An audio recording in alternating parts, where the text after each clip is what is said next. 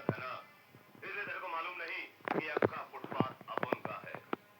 यहाँ सोने के लिए भाड़ा देना पड़ता है।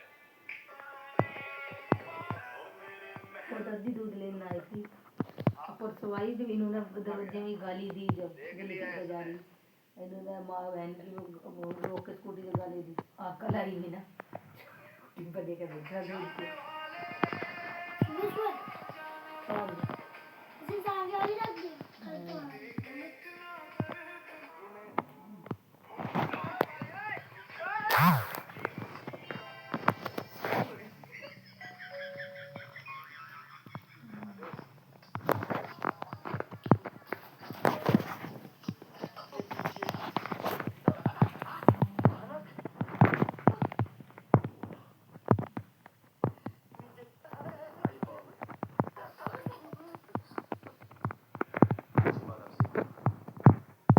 माधव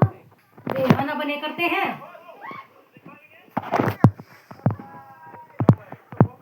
आपके ये तो मेरे सिर में दर्द हो रहा तेरा मुंह पे मारूंगी थप्पड़ खींच कर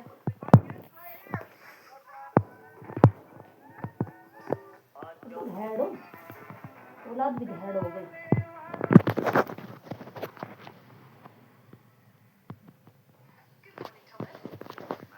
अगर नु गला नहीं साड़ छोड़ दूंगा इतना पीऊंगा मतलब पे करी थी बात तुमने वहाँ ले बात लगा तो छोड़ने की बात करी पहले मगर बाद गिर गई वो करूँ बता रहे कि मैं कहीं जाने की उतना अब तो एक पैसे कुछ छोड़ दूँ एक नई साल से मगे तो दोनों मार लेगा नई साल की कोई तो हरदम नहीं करनी जब तक क्या नई साल चली गई ये बता क्या नई साल चली गई हर साल की हो गया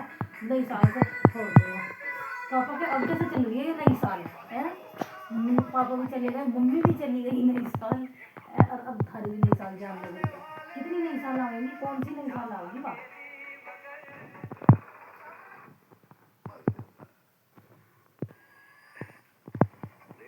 पहले जो लोग को किसी पैसे पढ़ाई पकड़ा ट्रक के साथ 100 टन माल लाना है। क्या कोई तरीका होता है जिससे सफेद सीढ़ियों में लोगों की भीड़ लगी हुई थी। सब जान बचाकर भागने की कोशिश कर रहे थे। दूर सामने करीब 100 मीटर ऊंची पानी की दीवार उनकी तरफ पागलों की तरफ दौड़ती चली आ रही थी। एक ही पल में लोग भी और इमारतें भी बाढ़ में गायब हो गई। बस 2 घंटे पहले ही जब मियां काम के लिए तैयार होने उठी थी तब उसने देखा था कि पानी उसके पैरों के आसपास घुसने लगा है। उसने खिड़की से बाहर झांका तो बाढ़ तीसरी मंजिल तक पहुंच चुकी थी। जरूरी सामान उठाकर मियां ने अपने बेटे को पीठ पर बांधा और छत की तरफ जाने की तैयारी की। लेकिन सीढ़ियां पहले से ही लोगों से भरी हुई थी। सबके दिमाग में एक ही बात थी, किसी तरह जान बचानी है। हाथ धोएगा हाथ धोया किस्मत से कॉरिडोर के आखिर में एक और सीढ़ी थी, लेकिन पानी उसके पैरों तक आ चुका था। अच्छा चाय पानी कुछ नहीं होता है चलो 12 विषय पड़े 12 विषय पड़ा वो तो पड़ेगा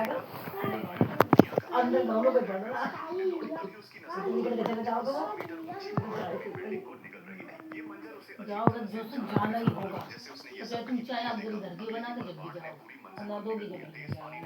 चारों तरफ से जकड़ लिया। गहरी सांस लेकर उसे पानी के अंदर जाना पड़ा। मियां पूरी ताकत से सीढ़ियों की तरफ तैरने लगी। तभी उसने देखा आदमी ज्यादा ही बैठ गया डूब रहा था। मियां के फेफड़ों में ज्यादा सोओगी और क्या करोगे तुम मेरे बच्चे भी सो तो रही है तो कहां सो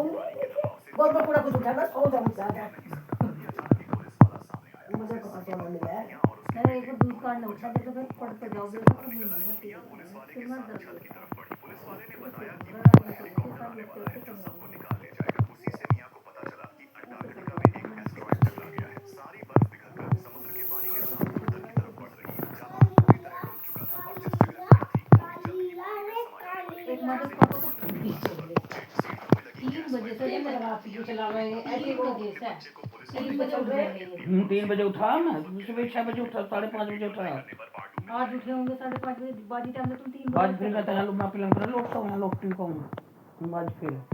सभी आवाज आती रहा कमरे में से भी है कहीं भी नाटी पापा जी अच्छा उसको नजर मत दिल्ली ले आए थे जैसे भी तेज आवाज में बोलता हुआ कभी कुछ खोल और जब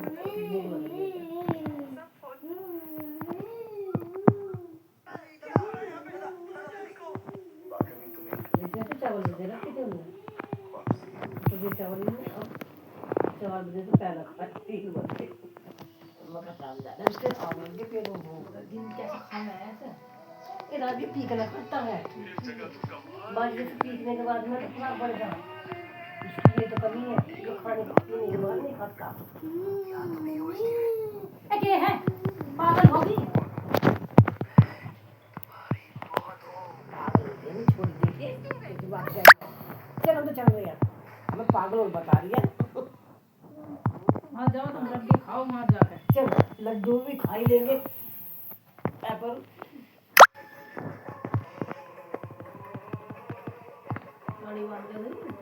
मैं लहंगा और साड़ी साड़ी तो डोरी साड़ी सभी है कैसा बांध दी है तू सारा क्या रही है अंदर खोल दी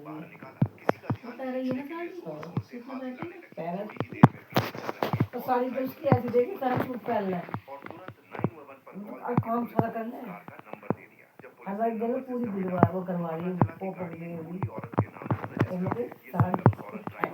काम कर दो अभी काट कर दो कितना बात दिया उसने चल सुधार लो साड़ी पहन दी साड़ी बन गई साड़ी अब आ गई है हाँ जाके अब वही भी कर दिया